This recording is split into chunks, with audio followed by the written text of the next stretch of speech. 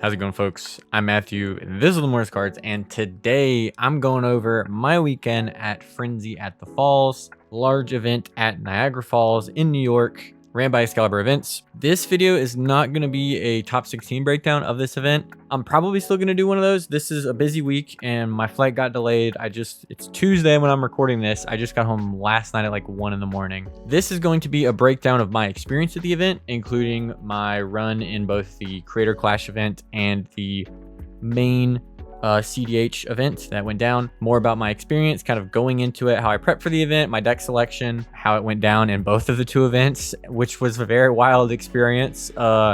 I'd been called multiple times. I had been called the main character of the event, which is definitely how it felt. It was very weird, very wild weekend. But I want to go over that, have this be a little bit more chill, casual, just kind of talking through what went down, showing you the list, and telling you what it's like to play in this large event, and you know why I did what I did and how it all went down. And then I'm hoping to do a top 16. There's also God of Commander, which happened this past weekend too. I really need to get all that done, and it was a crazy wild weekend. I'm exhausted. And again, I lost an entire day living at the airport yesterday. So bear with me as I try to get everything out. I'm trying, trust me, I want you guys to see this stuff too. But with all that being said, let's just go ahead and hop into it. Use the link in the description below to download Whatnot, and you'll get $15 to use to buy Magic singles, sealed product, get anything that you want, really. There's no limits. You just get $15 on the account for free just for signing up. Use the link in the description below. Give Whatnot a try.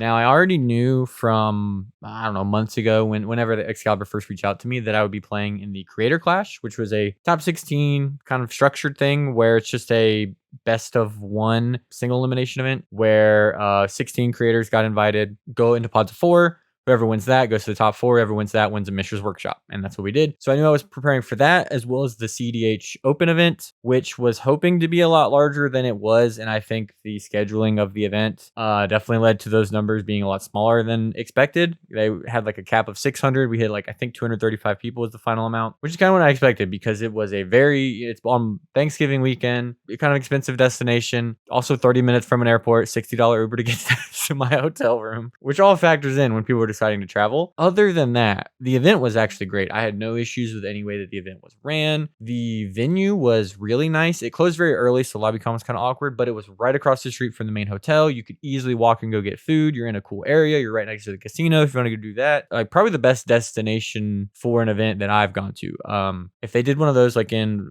fall, spring, summer, it's a little bit warmer. It's very cold for a South Carolina person who, when I left, it was like 60. When I got there, it's below freezing. Timing was maybe not ideal if you want to try to break records for attendance, which I mentioned is probably going to be hard anyways. I was thinking about what I wanted to run, and I was considering doing Rowan in one and Rock Dress in the other. Anthony Glacial, who made the Rowan list that I've been covering, was obviously, he'd been wanting me to do it. I've been playing the deck. Like I said in my last video talking about that, I was really high on it. I knew I thought I wanted to do one in each. I talked to Colin, nameless, very, very good player, and he was saying that I should play Rogthras in the small event because the variance is going to be more impactful, and so play a more stable deck, and then play Rowan in the larger event where I could just kind of get my wins, get 3 wins or 3-4 wins, and then, hope to make a top cut. That was my plan going into the event. I was like, you know what, that's actually a pretty smart idea. I got iffy and was like, man, these avatar cards feel great in Rogthras. Maybe I'll do it the opposite and I'll play Rog in the main. And I wasn't sure until I got there, but I knew I was going to be playing very likely one in each. So my preparation for Rowan, I'm not really going to go through my deck list because it is exactly 1-to-1 Glacial's list that I've already covered on the channel. You can watch the 7 Turbo Decks video I just did. It is that list without change, other than these are my printings that I have. I think these are mostly accurate, other than the fact that almost all these are Japanese. So I'm not really going to go over the deck. If you want to learn more about that, you can watch that video. It'll be much more useful to you for that. But I knew it was very, very strong. I genuinely felt like Rowan is like a broken commander. This is what I want to be doing. I want to be pushing win to be aggressive. So I honestly didn't really prep. My count, I think, is 8 games. 8 real games around there. A little bit less than 10. I know that. And I got a really good feel for the storm part of the deck, how you assemble wins, how you work your way to them. Just get yourself there once you've got started from playing Ral and Corvold and those kind of decks, just knowing kind of those play patterns, just changing it over to more Rowan centric heuristics in terms of card evaluation, right? So mainly what I worked on was I goldfished it a lot. I did a lot of goldfishing, And then I knew from playing in my locals, which are very turbo-centric, that my local scene was not going to be very useful for the type of political interaction heavy games that Glacial had described to me that he was experiencing and that he prioritized mulliganing for. Making sure you get to your turn 3 to untap with Rowan was a huge thing. Heavy politics to make sure, if you are the threat, that you're, deflecting best you can. If you're not, being very clear with the table, all that kind of stuff. Just doing your best to get the most out of your cards, which is an experience I'm very used to. I just didn't get any prep on Rowan with that. So it was just in my mind being very aware of that when I went to the event, and then just goldfished a ton. I also sat around thinking of kind of doing like thought exercises on how would I politic in this situation.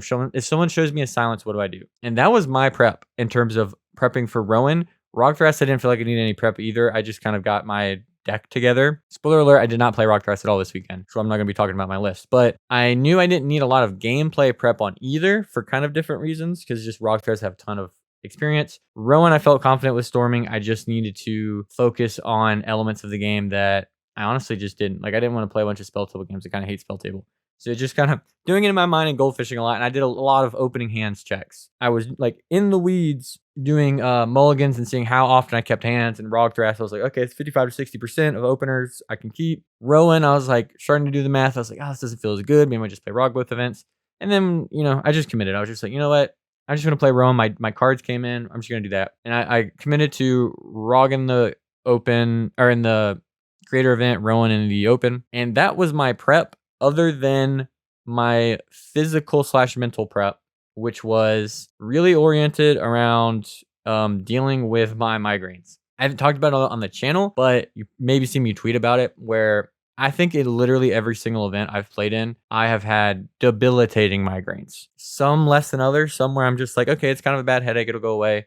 Some like Land Go, an Animal House event I went to. A lot of events where I just straight up am throwing up between rounds because of extreme nausea, and my head is killing me and I can't think, and I'm just trying to get through the round, which is like I I compare it to feeling like every game is my flu game, where it's just the whole tournament I am just dying. I tried to be more proactive about that and knew that I was going to have very little sugar. I didn't want to be crashing. No energy drinks, not a lot of too much caffeine, a little bit of coffee in the morning, especially on the first Saturday. I didn't get quite as much sleep as I wanted. Saturday and Friday I had some coffee. No sugar, a bunch of magnesium, which helps me anyways. Been recommended that for my tremors that I have. My hands kind of shake, and heard that was very good. And I known that when I try to go heavier on electrolytes, I tend to do better.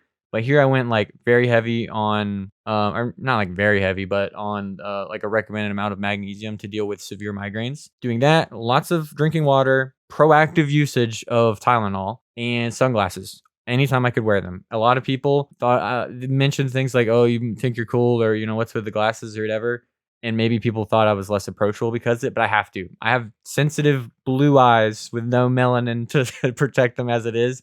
And I get very bad. I think the light sensitivity is what gets me the migraines. And so I was very proactive about that. I wore glasses whenever I was not playing. Even at night, I will basically, at borderline, I'll wear anything that is a little bit more visible than a blindfold. And that helped a lot. That was, I think that honestly was the deal breaker in this event, where I think a lot of previous events was I that proactive and just really just knew what to do to help with those. I would have performed a lot better. By the end of Sunday, which is like my third day of competing, I started to get worn down, but that just happens. It's like 72 hours of, I just back to back to back. That can happen. You're going to get worn down, but I felt very in control in the driver's seat, whereas usually I'm just trying to trudge through. So that's not going to be that relevant to a lot of people. But if you're in a similar boat where you don't feel good in your events, try to eat best you can during the event. Try to drink lots of water. Whatever you're dealing with, try to get proactive about it and set yourself into the best position. I did that and it was huge for me. So that was basically my prep. I didn't really have any, tons of games going in. I just went in feeling relatively confident about my experience and hoping to set myself the best I could physically. And then mentally, I would say I was a little anxious because I really want a good result, especially if I travel that far. And because I tend to get so sick at events, I get anxious about getting sick, basically, and just it ruining my weekend. But I had pretty good vibes. I was staying with my friend Pearson, who's also my group, The Juice. He's a very good friend of mine, and had really good vibes all weekend. That helped a lot. And be aware of everything, and doing my best to set myself up for success, I think was huge for this weekend.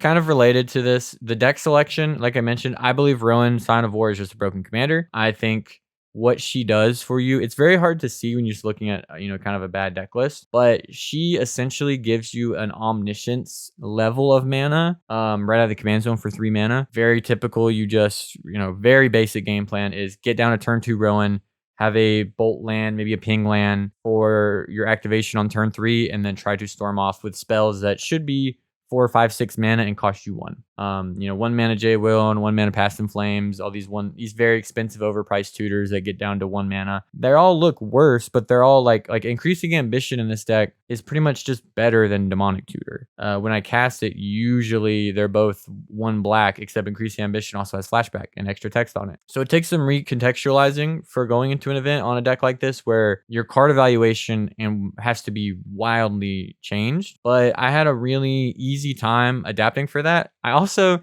in prep, did some studying because I ordered every card I could in Japanese foil, and I wanted to make sure I knew every card name. So as I was getting them out, I was making myself say the names of the cards. I'm very, very good at memorizing text on a card, so that part I wasn't as worried about once I could recognize them.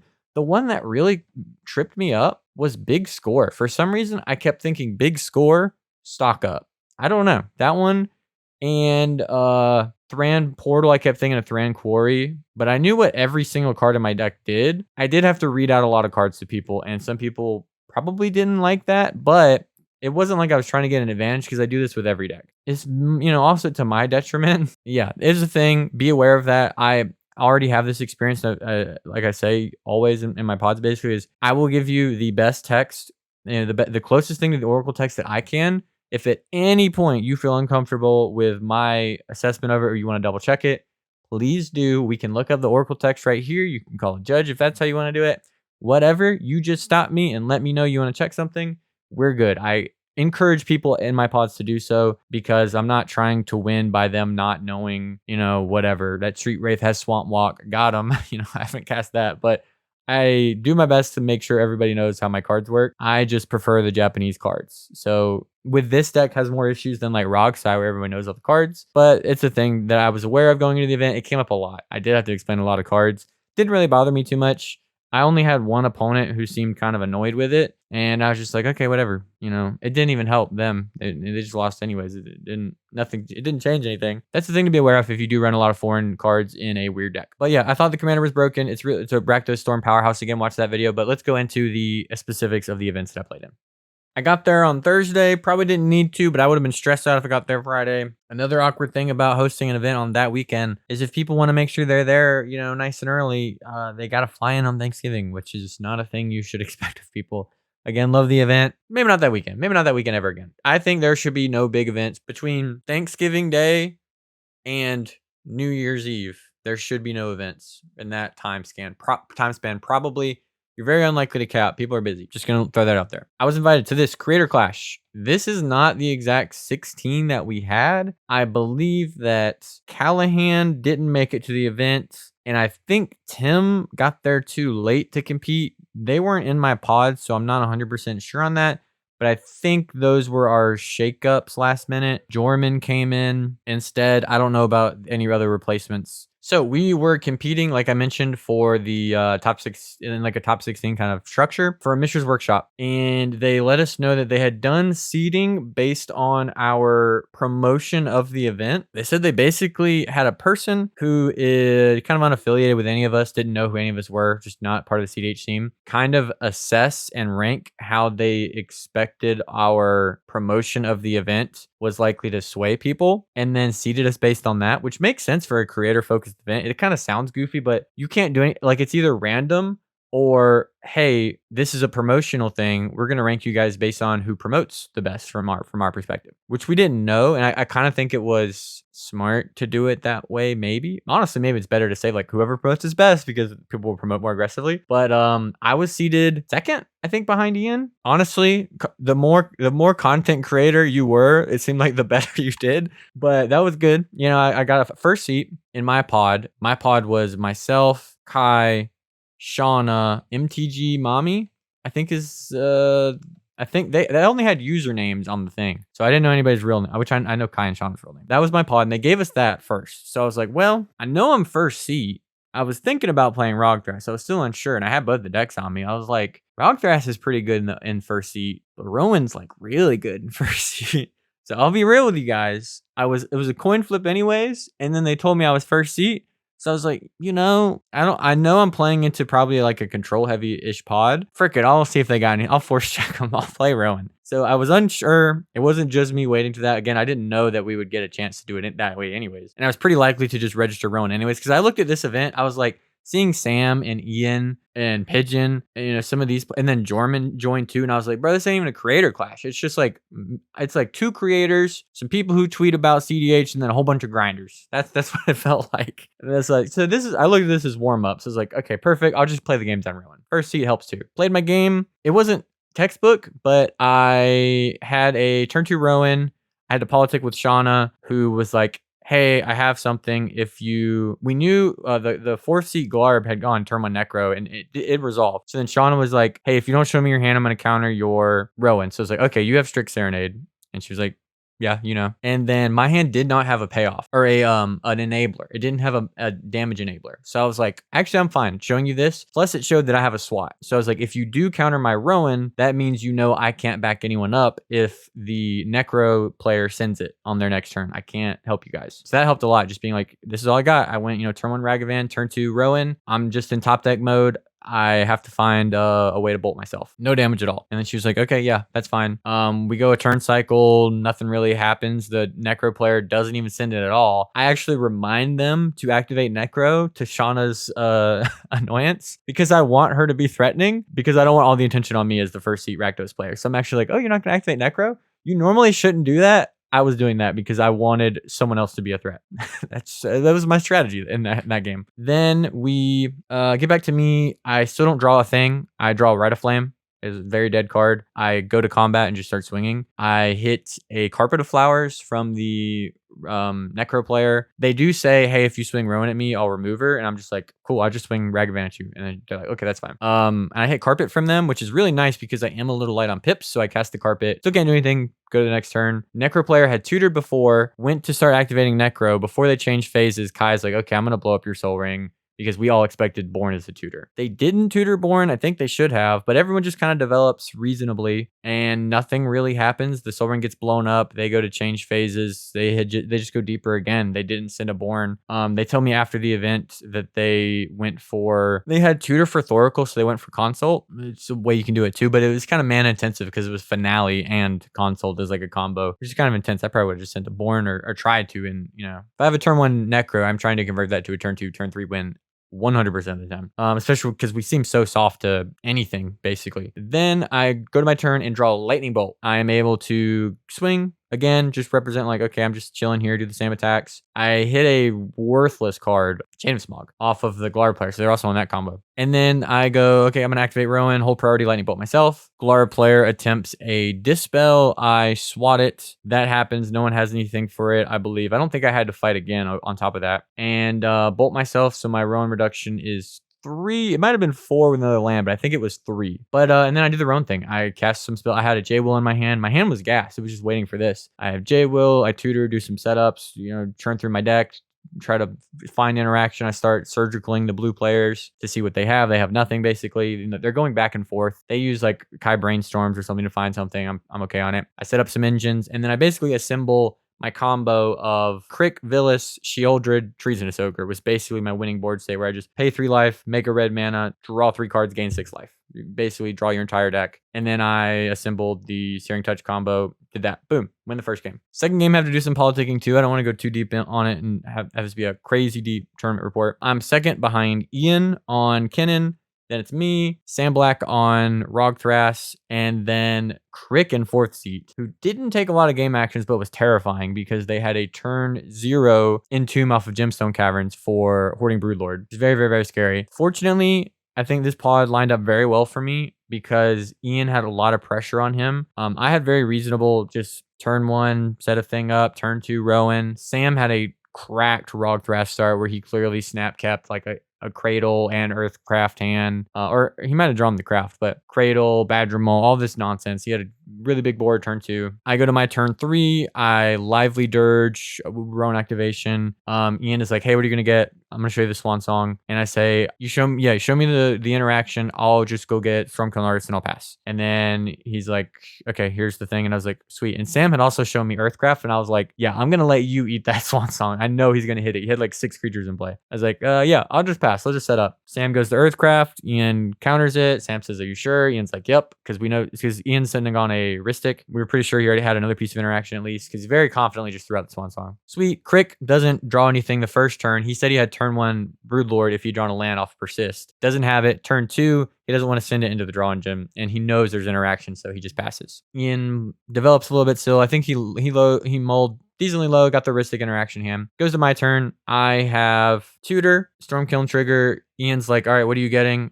He shows me Fierce, and I was just like, I think I'm just supposed to make you counter it. We kind of talk about it. He's just like, okay, can I counter your spell? And I was like, yes, you can. Counters that. Stormkill trigger. Cool. Cast Passive Flames. Passive Flames gets me, I think, a draw spell, a tutor, because I think I big scored also. It's like big score, tutor, lively dirge again, and that's enough on its own to just set up. I churn through it. I'm paying for Ristic the whole time off the Storm Kilns because all my spells basically cost 1 pip. And then I'm able to set up a Reiterate loop on Inspired Tinkering, which is, for me, was a 1 red. It's like 5 mana normally. Exile the top 3, make 3 treasures. And then with Stormkill Reiterate, it costs me 2 mana to cast. It makes 2 treasures on its own because I cast it, SKA trigger, copy a spell, SKA trigger, and then make 3 treasures from the spell. So I'm making 5, cost me 2. I can spend 1 on Ristic. I'm netting 2 treasures and exile in the top 3 of my deck. Pay for Ristic. He has 1 ring. This was turn 3 play. I Searing Touch combo the other 2 players. I blow up all of Ian's lands, kill all of his creatures, give him infinite rad counters, pass with infinite treasures, go to Searing Touch combo him and his upkeep, and he goes to draw, doesn't have anything. I had like 4 layers to fire on top of him. He's dead, and I win a Mishra's Workshop. Got my prize, which was this really sick magic belt and the Mishra's Workshop that I immediately sold to Sam because he just wanted to use it in old school, and I just wanted to play with it. Sold the card, so I don't have it anymore. And yeah, it was very sick. It was a great way to start my first event in quotes on Rowan. Couldn't have gone any better, at all. Helped me feel a lot more confident jamming into it, especially that second pod was just so stacked with, I'm having to play against Ian and Sam Black, who are both fantastic cEDH players, for what ended up being pretty big prizing. The workshop and the belt were pretty nice prize for winning 2 rounds of Magic. I'll tell you that. Very sick. I was very excited for that. Felt great just going into the event. It ended very late. We started at 6. I don't think I got to leave the venue till 10. We struggled to find something to eat. Tried to go to bed as early as we could. Not really any lobby conning. The venue closed kind of early, which made that awkward. So next we work our way up to the main event starting on Saturday. So I actually didn't really do a thread updating on Twitter, and I usually kind of struggle to keep up with that kind of stuff throughout an event. So I basically just I just kept up with it in the Rowan Discord because they were very excited. I think I was the only person playing it this weekend. They're very excited. They were on top of it way more than I was. They were often more aware of what was going on in the event than I could be, and were just super supportive in general. Really, really cool community. Round 1, I am seat 3 behind a Rogsai.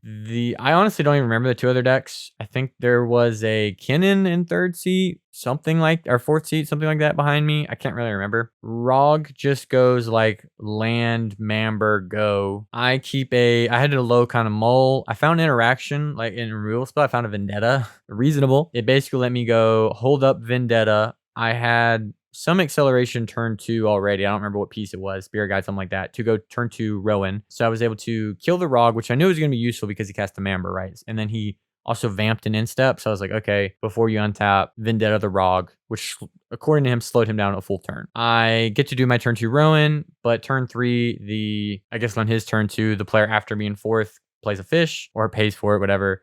The Rog untaps, goes Breach Grinding Station, has Pact of Negation for the silence, jams it through the fish. Fish doesn't draw anything. They're able to get there. I don't get to untap. I had a hand that wins, but that's how it goes. I kept the kind of hand I was looking for that pod to slow down the Rog decks, basically, is my goal. And those, especially later in seed order. The format, and especially in these kind of matchups, can be very seed order simulator. I felt like my seed order was really bad in the event, but I actually think it was basically average. It was just like a goofy average because I was basically in seat 3 a lot, and it was just kind of bouncing between 2 and 3. I didn't get a lot of 1s and 4s, which I was glad to dodge the 4s for a while. A few more ones would have been nice, you know. I saw some people go like, I think one of the Sisseis at the top got like first 4 games or something from what I was told, something crazy like that. But that's how it goes in this kind of thing. That's all I can look for. Round 2, I'm gonna just try to jump ahead. Won my round 2. I was going third again. Had turn 1 Rowan. Turn 2, I made some kind of attempt. They had a piece of interaction for it. My turn 2 send. You're often going to be, it's usually worth it to, especially later in turn order, I think,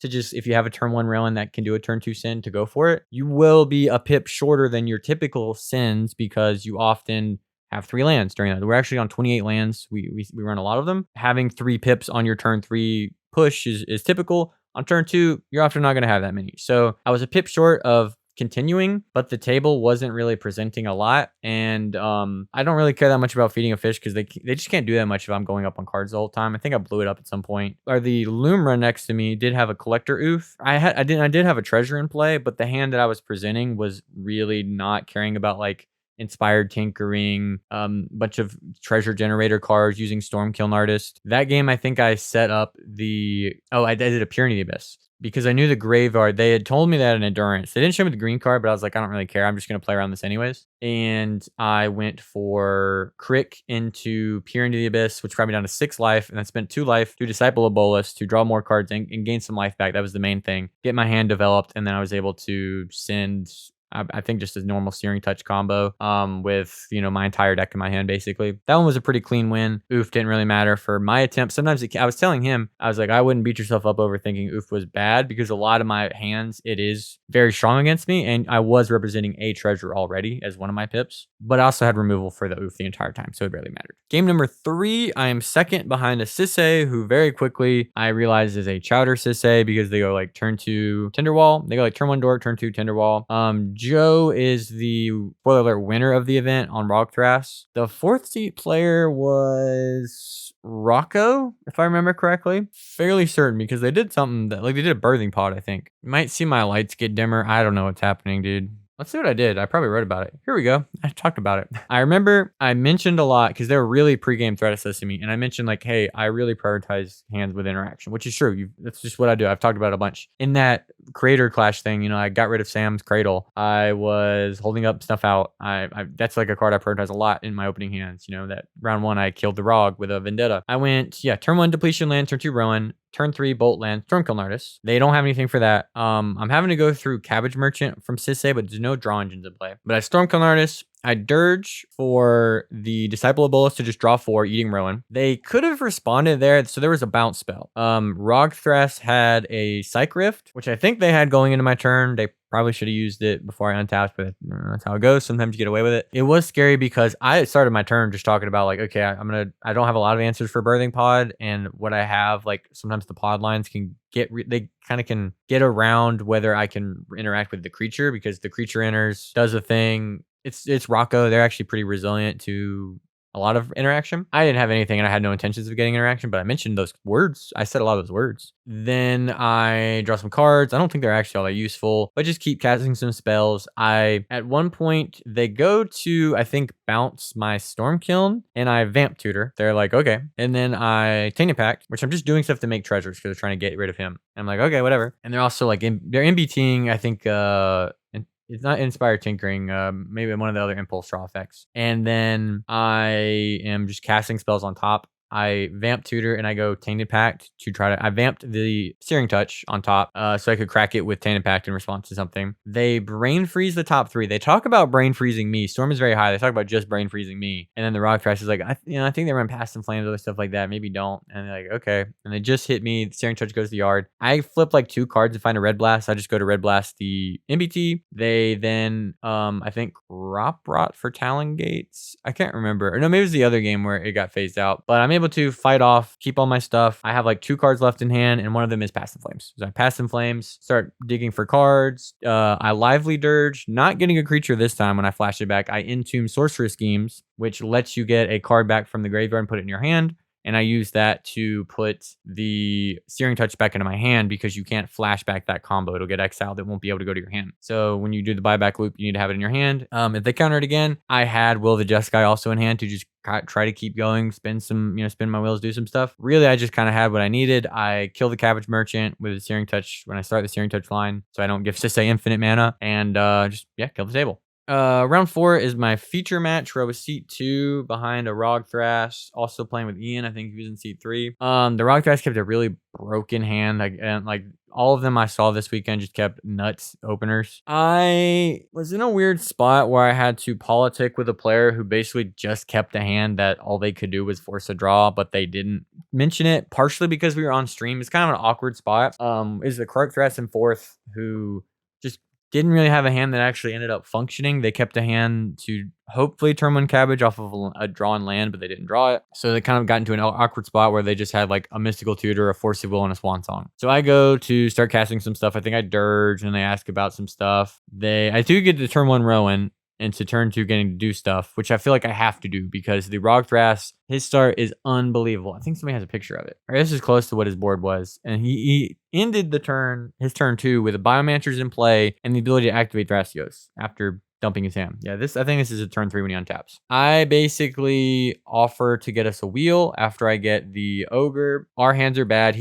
I know he's going to want a wheel in 4th seat because of his hand. He kind of greedily, I think agreed. Uses his Lotus Petal to Mystical for Jessica's Will and is hoping that hand helps him aggressively go somewhere because we can both tell. But I basically agree. I'm going to get the Treasonous Ogre. I'm going to snort, and then I'm going to pass the turn. There's a lot of different ways I could have done this. I mentioned that I could have just kept going and say like, hey, look, if you want to interact with me, force a draw, ask them to draw because they clearly don't have anything. I also mentioned that I could have maybe seen what our hands looked like and snorted again. I also did have a board wipe in my hand. I had Megaton's Fate. I could have asked to do that, but it puts me in the Stone Ages because then I have no board. So it's a pretty difficult spot there if I go for the Megaton's Fate to wipe the board. There's a lot of different ways this game could have gone. I think it should have gone differently. Maybe I'm supposed to be more aggressive and say, hey, just force it and we'll lose to Rog Thrash together. I don't know, but the Rog Thrash and I, or the Krark Thrash and I rather, Krark Thrash down here, we should have done something different. We should have either forced a draw here, which on stream is a little awkward. I think off stream, that conversation would have happened much more naturally, which is kind of an issue with feature matches in early rounds of Swiss, but that's how it goes. But we probably should have played this different. But basically, we did all this. The Rog Thrash took the wheel off Snort, ended up drawing into the ability to win. Nobody else seemingly got anything even reasonable, and we lost. I was really hoping to wheel into removal with how my plan or our deal worked, but didn't draw any. So maybe I'm just supposed to be a little bit more aggressive or try to force a draw there. I think I should have played this differently. This round probably should not have been a loss. I don't know if it should have been a win,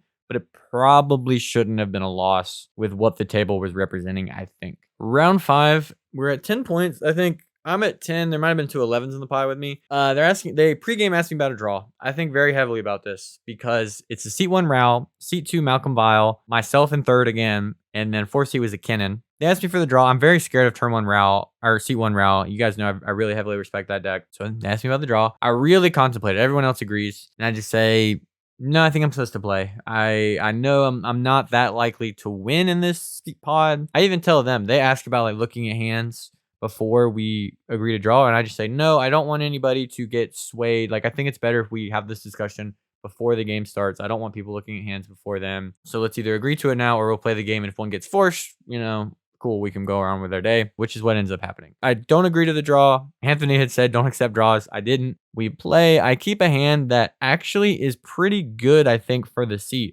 for my seat at the table. I have removal. I have an early Rowan. I have a Vamp and a Flare of Dupe. I think I was a little light on gas, but I actually felt pretty good for the pod, but it didn't really play the way those games usually do because Ral, instead of going turn 1 Ral or something like that, and into a push, just goes like land and fish and is just sitting on a fish. I think I have to give him a card to strike it rich. I think is my acceleration to Rowan. I can't remember. It might have not been. But he gets like a card or 2. Kennen also keeps a fish hand, I think. He goes Dork into it. Cast a Mopal and gives him a card going into his turn, which was a non-live Mopal, which was terrifying. Round player untaps on turn 3. tries to cast Breach. I think he already had LED in play. The Kinnan shows a Pact of Negation, says, hey, I'll do this if we draw. The only thing I can do is, yeah, he did have a fish because I had a Vamp and a Flare because I had Rowan plus Mamber. I played the Mamber, giving Ral a card just so I could represent more things. I couldn't really do anything. The Ral was like, look, I could just say I won't take the draw and just sit around here behind this fish some more, but I'm okay to take the draw. I basically have no, ability to sway the game at this point because of what I have. The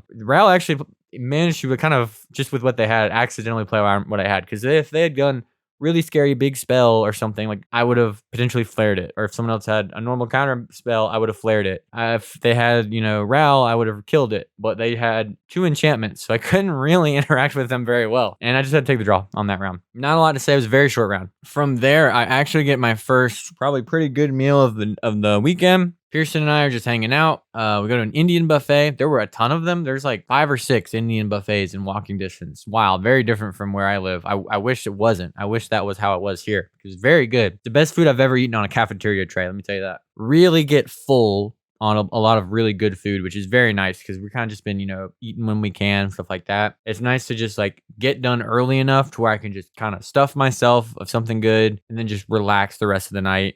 We go by the casino. I don't end up doing any gambling. He does make some money. And then we just kind of check in for the night early. I think he might have played a game or two. I don't think I played any games. I just kind of watched. Oh no, that was Friday night. Friday night we did a little bit of lobby conning because we had to end up ordering Papa John's after we walked around the cold and everything said it was open and nothing was. Saturday, again, because the venue just closed very early and it didn't seem like a lot of people stayed in the hotel that was associated with it. At least if they did, they weren't playing in it. There wasn't really a lot of lobby conning, so we just checked into bed really early, tried to get good night's sleep because we were both at the same point. We were at 11 points each. We were like 23 and 24 in standings. And we just tried to get a good night's rest going into day 2.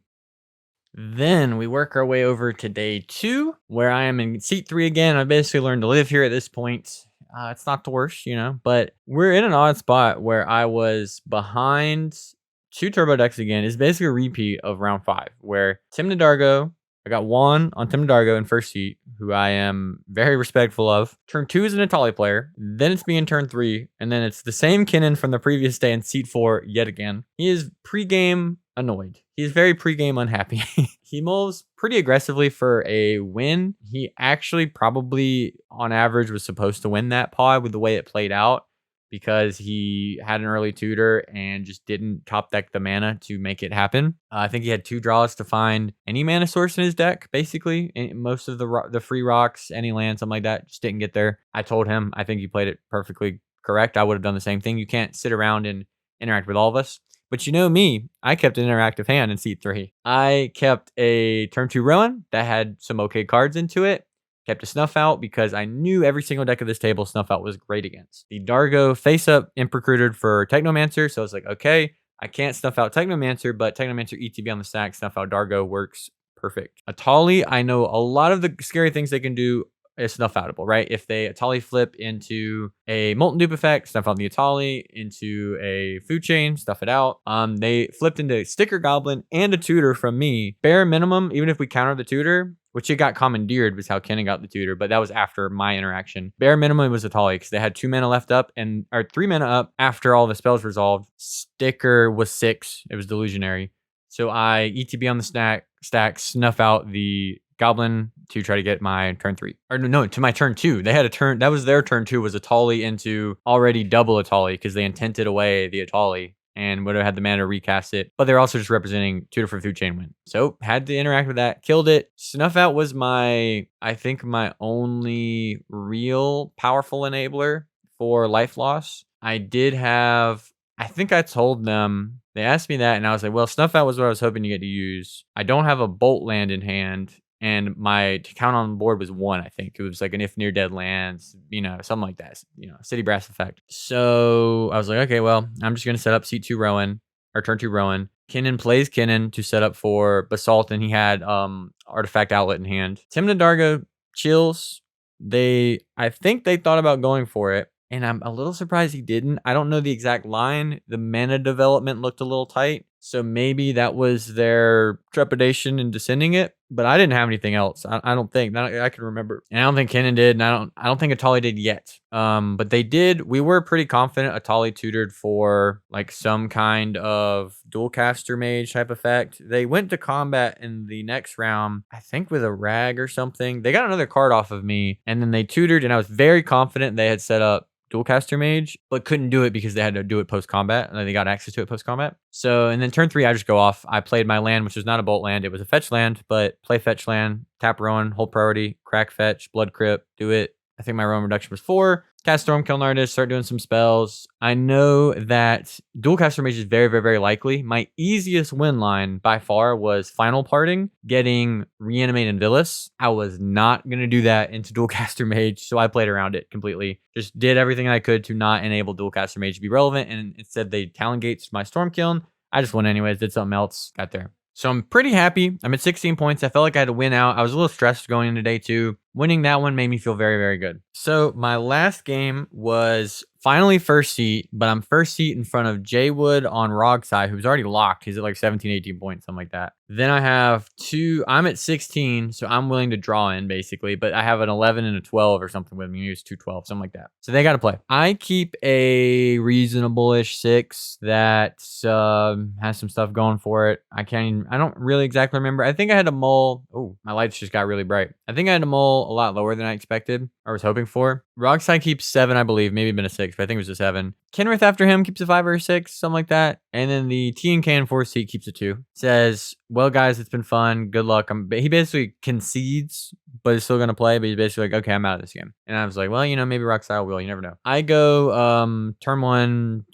I set up for Rowan, Turn 1 from Rogside is turn 1 Ristic Study. Kenrith feeds 1 off of a dork, I think. Then Blue Farm reveals their hand, which was Sinking a Stupor as a land. Soporific Springs, was not aware that was the card they were really playing. Soul Ring has to give a card. Reasonable. That gives you a lot of outs, right? It gives you a lot of potential to, draw your own Ristic, your own wheel, if you're on like Twister, Windfall, whatever. So reasonable to give out a card. I go Rowan. I think this is one of the only times until it's desperate mode that I don't pay for Ristic, but I have to play Rowan or I don't have a game plan. Pass to Roxai, who then has Mystic Remora, which is not great. Then passes, so has double engine. I think immediately draws a card from Kenrith, who plays like a dork and pays for Ristic. Maybe it gave 1 card, can't remember. Next player doesn't really do anything to TNK. Go to my turn, I cast Bergie, paying for Ristic. I don't have a real payoff, and I'm not super inclined to, even if I think I didn't have one, and it would be very hard for me to push into the Ristic and Mystic anyway, so I pass. We kind of go around the table. He flashes in a Flood Caller, 1 turn where I don't have anything, and I attack him. Bergie has menace, he can't block. Here's where it goes completely off the rails. After he does that, he untaps, pays for fishes, passes. Kenrith feeds him, I think he went dork 1 turn. Then he goes 1 ring, gives him 2 cards. He was at 7. He goes up to 9, something like that. Or maybe that puts him to 7. I felt very spited in this one, which I don't know. It's tough when a player's basically said, like, I can't win. But then Blue Farm untaps, goes Chrome Mox, draw 2 cards. Grim Monolith, you can draw 2 cards. Crom, you can draw a card. So gives the Rogsai with a bunch of mana, Ristic Mystic, and a Flood Caller in hand, 5 cards before I get to untap again. I try to push, paying for Ristic. Jay Wood's able to fire off. I have like 2 interactive pieces that are not enough. I lose. Did not feel like my other 2 opponents really helped me out there. They didn't interact in any way. They were the blue players. They just fed a million cards and barely paid. Felt very annoying, but that's kind of what you sign up for in cEDH sometimes. They just, your opponents are going to do their own thing, and part of cEDH tournaments is that your tournament life is in other players' hands at times, and that's just part of it. I maybe could have been more aggressive in talking about, like, hey, maybe let's not feed a million cards just so you can draw 1 card from Crom. Might not be that good at increasing your odds of living, but I don't know that it mattered anymore. It might not have mattered to that player. I told him, I was like, okay, so we're dead. I said that when they did that. Got a lot of cards that turn cycle, and then we ended up dying. So I'm really stressed at this point. I basically feel like I just lost my tournament life. I was at 16 points. I was pretty sure that was not going to be good enough. The Rowan people in here start doing all the math. They're like, oh, you can do this, you can do that, you can do this. Like, oh, this player needs to win. Then if you do that, make it this, blah, blah, blah. And they're calculating who needs to do what to be in top 16. I was at 13th going into this as one of the higher 16s. And then somehow, thankfully, with very good breakers, I'm one of two, I think, 16s that makes it in, and I am at 16. I am the bubble, and I bubble in. I fell on the floor actually when I just sat there. I wasn't even looking as the standing got up. I was just sitting there with Pearson. I was just like not paying attention. Pearson's refreshing, and then he just looks at me like, he hits me with the soy jack that he loves to do. Shows me that I made it. I fall on the floor, jump up. I'm super excited, and I'm just hyped. I'm just so happy that I got the top 16 at all at a large 200 plus player event, especially on Rowan. I'm ecstatic. I win the creator clash. I'm top 16 in this. Can't be any more exciting than that. And we're off to top 16. The stream was done by MTG Basics. I'm not going to have the audio here. I'm not going to do a full reaction video here. Let me make sure this even looks reasonable. Okay, I'm kind of covering Steve down there, but you can see me and, kind of the main character here, right? So we go to top 16. I'm fourth seat. Jay Wood, who I just lost to, he looks at the thing. He sees our pod, and he's like, "Oh man, I'm sorry," because he's just like, "Okay, yeah, you're fourth behind Rockstar first." I'm just like, dude, I don't care. I'm just happy to be here. I shouldn't even be here. I got lucky on my breakers. I'm just glad to get in top 16. To me, this was all free extra money, dude. Especially after not actual money. I didn't care about the money. Not especially after winning the creator thing. I was just like, dude, to get top 16 in the main too. I'm super hyped. I don't care. You can crush us on turn one. I'm just happy to be here, dude. I've been playing from behind, most of the weekend. I'm chill. Fourth seat. I'll do my best, mull best I can, and we're playing, So we got Jaywood on Rockside. We got Dio on cEDH. We have Steve on a Turbo Seeker list, and myself on Rowan in fourth seat. Again, you can check this out at MTG Basics. I'm not going to go as deep on this one because you can watch the full thing. I will say it's a little hard to tell how some of the politics go because they're cutting in and out of listening to us, and not really their fault. A lot of times they basically cut in and out the opposite times that it ideally would have worked out, where we're talking a lot in politicking, we iron out a lot of stuff, and then they're like, oh, they're politicking a lot, and they switch to us, and then at that point we've already finished, and then they're trying to figure out what's happening. There's a little bit of confusion on some of it, where some of the deals where like they're not sure, like the stream doesn't know that I was physically shown a silence by Asika my first turn when I untap, like right here. I'll let the kind of stream play, so there's stuff happening on screen, but you can watch the game. Jaywood keeps a fish hand that doesn't really get anywhere. He mulls very low, like to a 3, landfish go.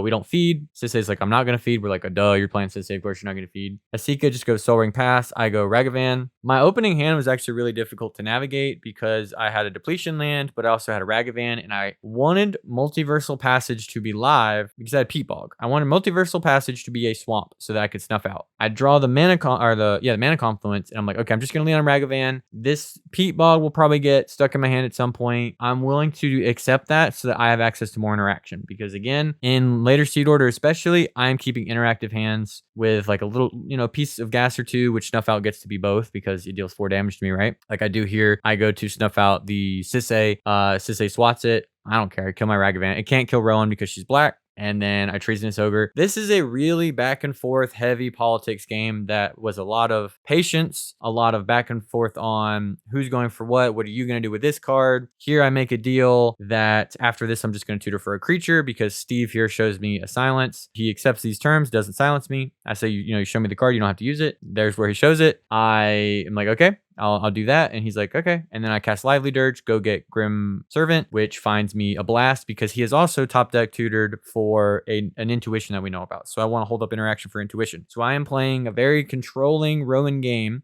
with access to like Treasonous Ogre, which is huge. I make some attempts at winning here. I could have, if nobody has anything, but silence is hard to beat because I don't have exactly Tibalt's in hand. After this, the cEDH kind of develops. Asika is chilling on this intuition until the cEDH goes for a chord, shows the intuition. I basically say, hey, if you get a breach piece on this intuition, I'm gonna blast it, so you have to tell me you're not getting any piece of Underworld Breach, and I won't blast it. And he's like, okay, I won't get no LED, Brain Freeze, or Breach. And I say, you got it. Then Jay Wood, who's targeted with it, basically makes a deal with him, is like, okay. And then he tutors for Force of Will in part of his intuition pile. It's Forcible, Necro, Sevrek. Jaywood's like, well, I'm just going to give you the Necro because I don't want you to have the Necro in play because you don't have triple black. And also, I'm not as worried about cEDH. And cEDH is even like, I'm kind of being like, maybe we should worry about cEDH. cEDH is like, look, I'll let you control my search. And then he's like, okay, you can go get Enduring Vitality. He wanted to go get Silvala. We were worried about Asika. Either way, that's much more powerful than Enduring. They're just like strictly better. And we avoid that. It basically all lines up perfectly for me. cEDH gets developed, goes Amanatu, holds up a tutor for a 4-drop. Asika goes LED, crack loses hand, Sevrek back the Necro, and then Asika searches for Urtai, but first makes me reveal what I have, which is just interaction. I show him on top deck mode. I'd already kind of sent here in between here and got some tutors and got, I wouldn't say blown out because I got to develop a Stormkiln artist and was trying to, I knew about the silence and was likely to know about like an MBT that was available, and it ended up getting used on a card that I tutored for. So I went kind of into top deck mode, but with pieces of interaction. Urtai blows up the Necro, Isika's blown out, no ham. I go to my turn, attack the Amanatu, which is because it's the most scariest thing on board. We're all kind of dead other than Sisei, so attack that and kill it. Swing at Rogsai. Rogsai does nothing. Instep, I use the blast that was known about because now there's no intuition to worry about, and I blow up the Urtai. Sisei is just kind of in top deck mode.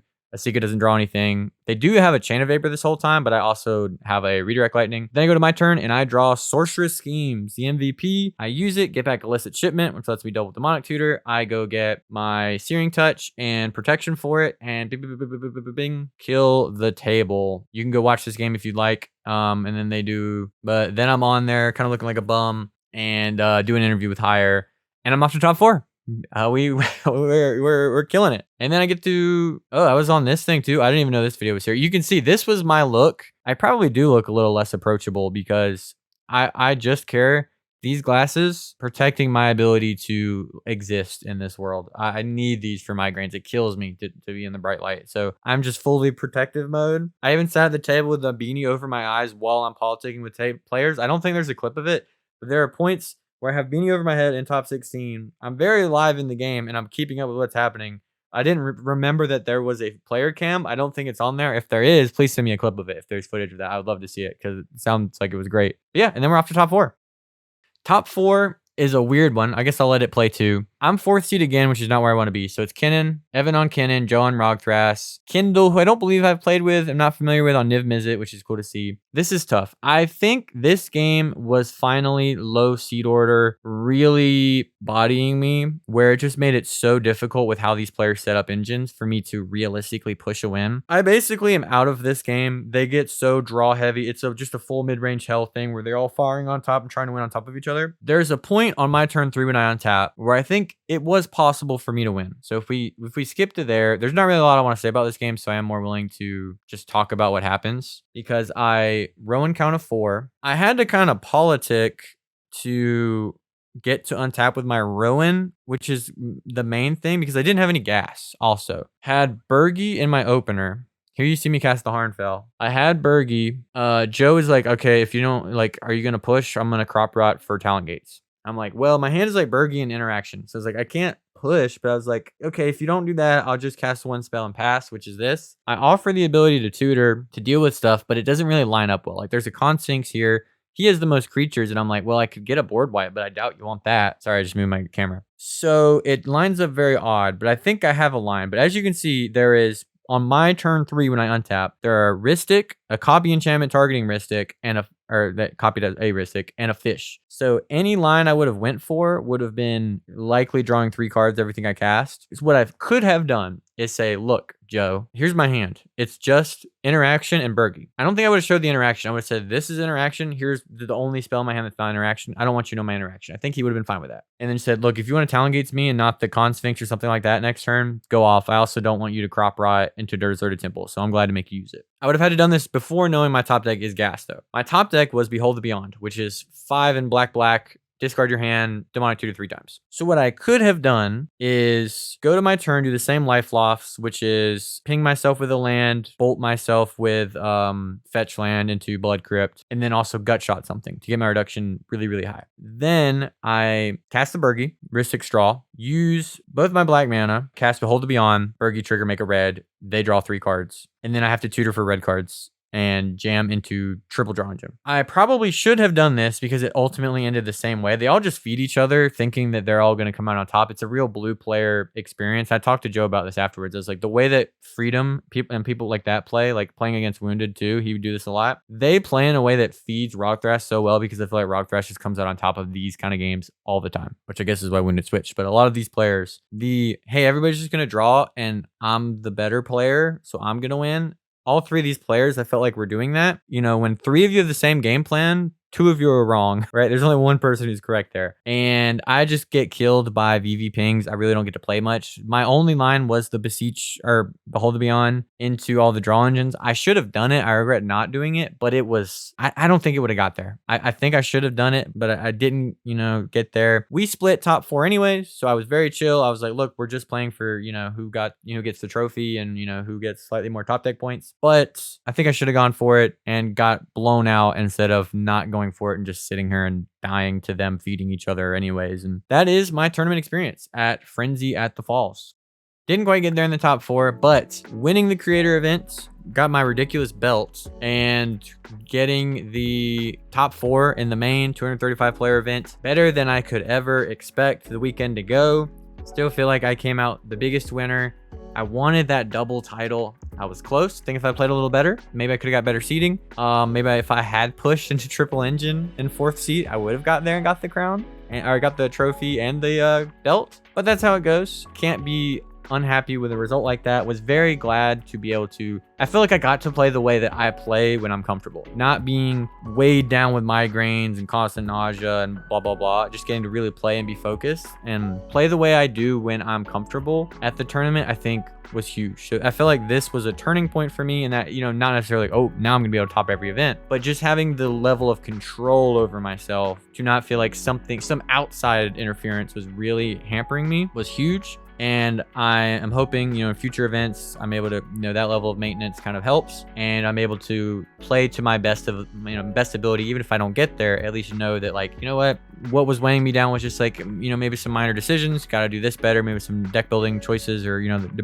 deck I brought wasn't the deck for the day. And it was nice to just have a result that felt like I was, this is what I can do. Have an event that showed like, this when I can actually play. I'm not bad, I promise. I kind of know what I'm doing. I don't think I played Rowan perfectly. I still have only I more than double the amount of games played I had on Rowan this weekend in these events. I'm at like maybe 20 games played now. But super happy with my results. Had an amazing time at the event. Let me know what you think about the deck. I do think Rowan is actually kind of broken and might be doing a thing on that. Let me know if you want a full top 16 breakdown. I honestly am tempted to just do a breakdown of God of Commander, the last Japanese event, instead, and not do Frenzy. If you want Frenzy, I'll do it. It's just like, God of Commander is kind of the thing that everybody knows that I do. So let me know if you really want to see Frenzy top 16. But with all that being said, thank you so much for watching. Thank you everybody for the support. Everyone who came up to me and talked about how much they enjoy the channel and how it got them to play the deck that they play and how much they enjoy the podcast, and was congratulating me and was like hyped that I was playing Rowan. Every person I was told, they're like, hey, what are you playing this weekend? Rockfest? I was like, no, Rowan. And they were just like, what? Who? And I was like, yeah, we're doing it this weekend. I said I would, and we had to show out. And thank you everybody who gave me advice. But with all that being said, thank you so much for watching. And as always, go play cEDH. Have a good one, everybody.